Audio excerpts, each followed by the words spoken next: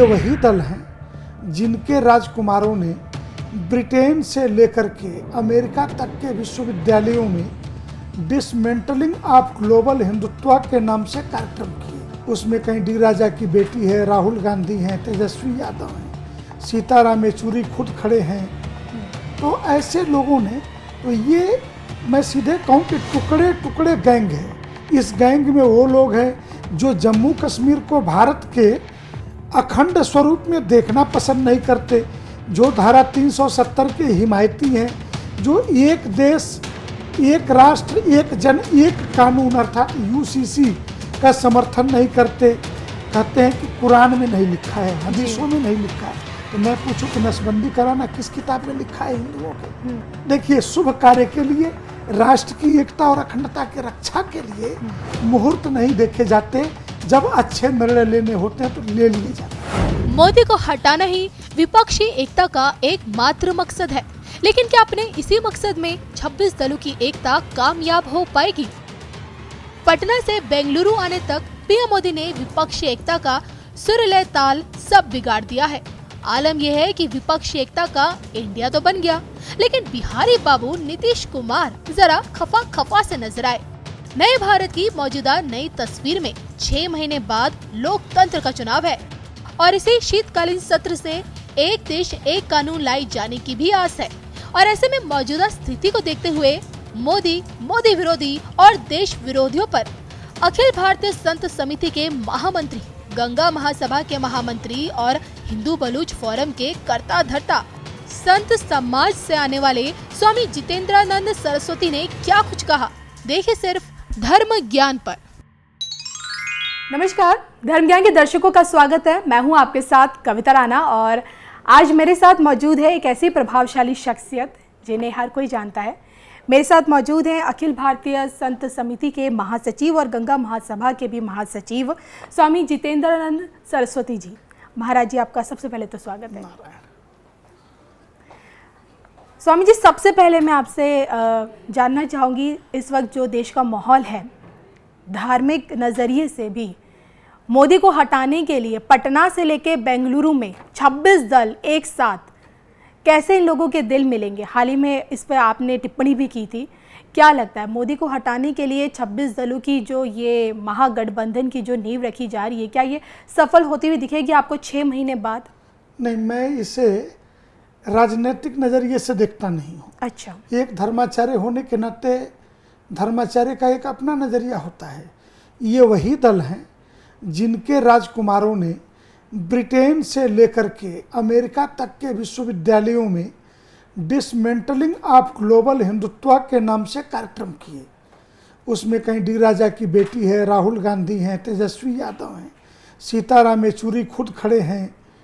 तो ऐसे लोगों ने, तो ये मैं सीधे कहूँ कि टुकड़े टुकड़े गैंग है जो भारत में लोकतंत्र की रक्षा के नाम पे कभी ब्रिटेन से सहयोग मांगता है, तो कभी चीन के साथ MOU पे साइन करता है, तो कभी दुनिया के देशों को ललकारता है कि भारत में तुम हस्तक्षेप क्यों नहीं करते हो। तो यह सोचना कि ये राजनीतिक दल है, किसी राजनीतिक कारण से आपस में मिल रहे हैं, ऐसा नहीं है। बेसिकली ये हिंदू और हिंदुस्तान के विरोधी लोग हैं जो भारत के गांवों में, जो भारत की संस्कृति की आत्मा बसती है, उसकी हत्या करने के लिए एक ईस्ट इंडिया कंपनी के बाद एक तैयार हुआ ऐसा गैंग है जिसके कॉमन प्रोग्राम सबके लगभग एक हैं। वो टुकड़े टुकड़े गैंग है, कॉमन प्रोग्राम। ये अर्बन नक्सली है इस गैंग के हिस्सा।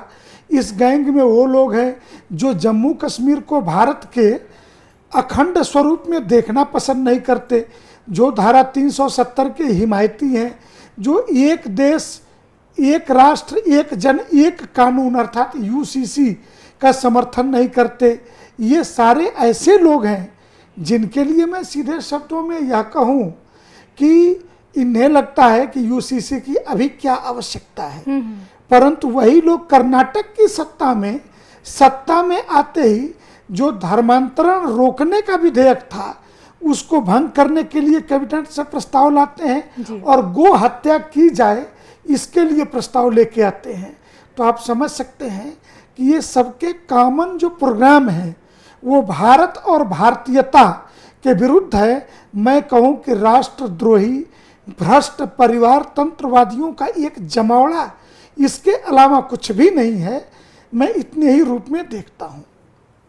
अच्छा, आपके नज़रिए से राष्ट्रद्रोही है, धर्मद्रोही है हिंदू राष्ट्र को लेकर, लेकिन भाजपा पे भी तो एक तरह से सवाल उठते हैं कि भाजपा भी मुस्लिम विरोधी है।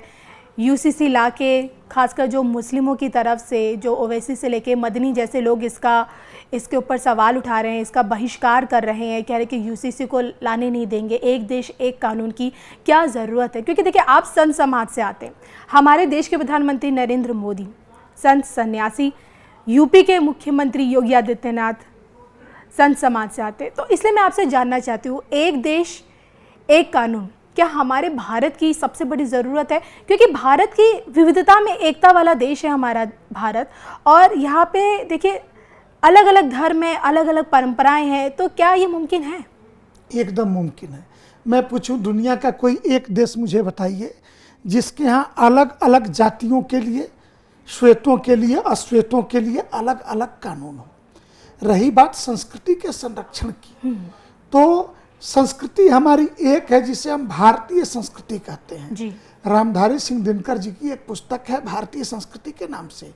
बाद में इस देश के प्रतिष्ठित हिंदी अखबार दैनिक जागरण के प्रधान संपादक रहे नरेंद्र मोहन जी ने भी भारतीय संस्कृति के नाम से पुस्तक लिखी। संस्कृति के 4 अध्याय डॉक्टर राधाकृष्णन ने भी भारतीय संस्कृति, इंडियन कल्चर करके पुस्तक लिखी।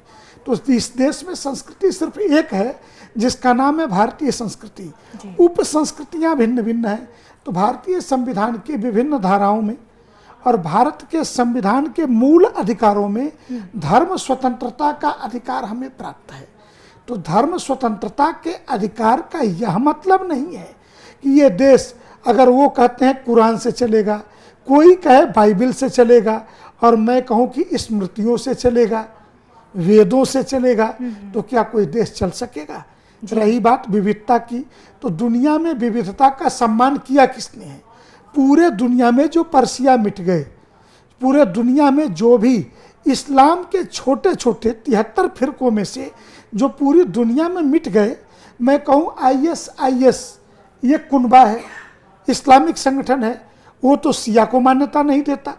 पाकिस्तान में बगल के देश में पार्लियामेंट ने प्रस्ताव पास किया कि Siya is non Muslim, Ahmadiyya मुसलमान नहीं है। लेकिन क्या हिंदुस्तान में आप ऐसा सोच सकती हैं क्या? हिंदुस्तान में उनके 73 फिरकों में सिया, सुन्नी, बरेलवी, देवबंदी, अहमदिया, चाहे जो कह लीजिए, जितने भी उनके फिरके होंगे सभी के मुसलमान हैं। तो सबके अधिकारों की, तो हम पाकिस्तान जैसा व्यवहार नहीं कर सकते।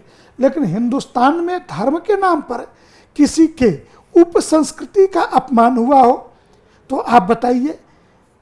इतना ही नहीं, 146 ऑर्थोडॉक्स ये बाइबल में है, न्यू टेस्टामेंट से लेकर के ओल्ड टेस्टामेंट तक, किसी का अपमान हुआ हो, लेकिन CRPC में, क्रिमिनल एक्ट में भारत के सभी व्यक्तियों पे कानून लागू है।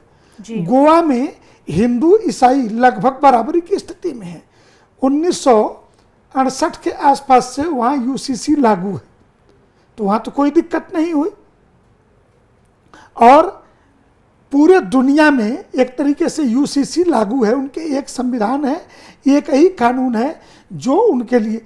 लेकिन ये दिक्कत हिंदुस्तान में ही इसका डर दिखा करके दिक्कत पैदा करने की कोशिश के पीछे मूल जो विषय है वो अंग्रेजों की जो नीति थी, डिवाइड एंड रूल, अर्थात बांटो और राज करो। जब लोगों को पता चल जाएगा दूसरे, आज दुर्भाग्य से हम जनसंख्या में नंबर 1 पर चीन को पिछाड़ करके पहुंच गए हैं।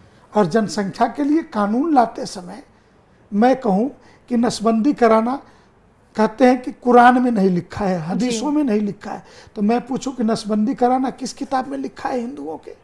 किसी धर्मशास्त्र में लिखा है क्या कि आप नसबंदी करा लीजिए? तो हमारे यहाँ भी 10 प्रकार के पापों के निस्तारण के लिए 10 पुत्रों का होना आवश्यक है। हमारे यहाँ भी है, हम भी पुराणों का उदाहरण देंगे। लेकिन हमने इस देश को चलाने के लिए बड़ा भाई होने के नाते संविधान में जो कुछ भी बाबा साहब भीमराव अंबेडकर के प्रायोजित और डॉक्टर राजेंद्र बाबू की अध्यक्षता में बने संविधान का जो कुछ है वो हमने स्वीकार किया। उसी संविधान में कहा गया कि इस देश में प्रत्येक नागरिक के लिए एक समान कानून होगा, जिसको अनुच्छेद 44 कहते हैं, वो क्यों नहीं लागू हो सकता। इसी संविधान की धारा 351 कहती है कि भारत के प्रत्येक व्यक्ति को संस्कृत पढ़ना चाहिए, यह क्यों नहीं लागू होना चाहिए। मैं पूछता हूँ भाषा के स्तर पर जी। तो ये जो खेल है ये सामान्य खेल नहीं है।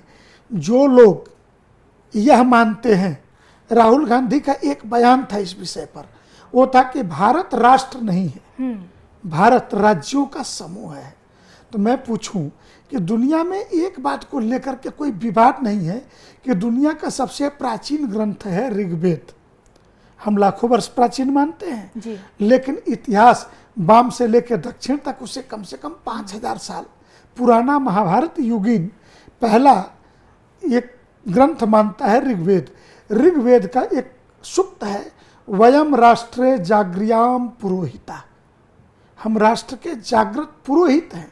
पुरोहित का अर्थ होता है जो दूसरों का हित करे। तो भारत के प्रत्येक नागरिक में वसुधैव कुटुंबकम के भाव के चलते हम एक से दूसरे का हित करते हैं। हमने तो कभी भी कि पहले गांव में भी देखा होगा, छप्पर उठाने के लिए पूरा गांव आता था, पूरा गांव मिल करके छप्पर उठा के रखवा देता था। तो यही तो पुरोहिती है, यही पौरोहित्य कर्म है कि हम जब आपके हित के बारे में विचार करें। गांव की एक सामान्य बेटी होती थी, वो पूरे गांव की बेटी होती थी, गांव का कोई लड़का नजर उठा करके नहीं देख सकता था। अगर दूसरे किसी गांव के लड़के ने उस बेटी के साथ गलत नजर से देखा तो पूरा गांव लड़ने के लिए तैयार रहता था, और दामाद गांव का होता था, ये पूरे गांव का दामाद है, ये इज्जत होती थी। तो यही इस शब्द जो पूरा हित अर्थात पुरोहित जो शब्द है वो इसी भाव से कि हम दूसरे का जो हित करते थे, परस्पर हित करने की भावना थी। और राष्ट्र की वो जो परिभाषा थी वो आज भी इस देश में लागू है। लेकिन जो लोग इस देश को 9 राष्ट्रों का समूह, जो लोग राज्यों का संघ मानते हैं, उनसे हमारी संस्कृति मेल नहीं खाती, इसलिए वो यूसीसी का विरोध तो स्वाभाविक रूप से करेंगे। चलिए, आपकी थ्योरी समझ में आती है और आप भी मानते हैं कि देश का संत समाज यूसीसी के फेवर में है, जनसंख्या नियंत्रण पर कानून आना चाहिए, इसके फेवर में है। लेकिन जो बाकी जो लोग हैं जो अपने धर्म को आगे लेके, ओवैसी मदनी जैसे लोग हैं, जो तमाम विपक्ष पार्टियां हैं जो ये कह रही कि अभी समय है ही नहीं यूसीसी लाने का, अभी आप रुक जाइए मोदी जी, इन लोगों का क्या? अमृत वर्ष है, देश के आज़ादी के 75 वर्ष हो गए। 75 सालों में आपके पास यह समय नहीं मिला कि आप धारा 370 हटा सकें, जो एक संविधान में अस्थायी धारा थी, जो घिसते घिसते खत्म हो जाएगी। 35A बगैर पार्लियामेंट के अनुमति के आपने घुसेड़ दिए। आपने हिंदू कोड बिल लाने के लिए कौन सा समय तय किया था? आपने हिंदुओं के ऊपर विभिन्न तरीके के कानून, टेम्पल मैनेजमेंट एक्ट लाने के लिए आपने Hindu religious place and temple endowment act 1951 लाने के लिए क्या हिंदुओं से पूछा था? आपने इस देश में कोई जनमत संग्रह कराए थे? जितने कानून जिस तरीके के हिंदू उत्तराधिकार अधिनियम, हिंदू कोड बिल आपने जब थोपा तो क्या हिंदुओं से आपने पूछा था कि आज पार्लियामेंट को कानून बनाने के लिए जनमत संग्रह की जरूरत है? और मैं कहता हूं अगर जनमत संग्रह यूसीसी के पक्ष में है तो कौन सा समय आएगा? मैंने पहले भी दोहराया कि कब, देखिए, शुभ कार्य के लिए, राष्ट्र की एकता और अखंडता के रक्षा के लिए मुहूर्त नहीं देखे जाते, जब अच्छे निर्णय लेने होते हैं तो ले लिए जाते हैं।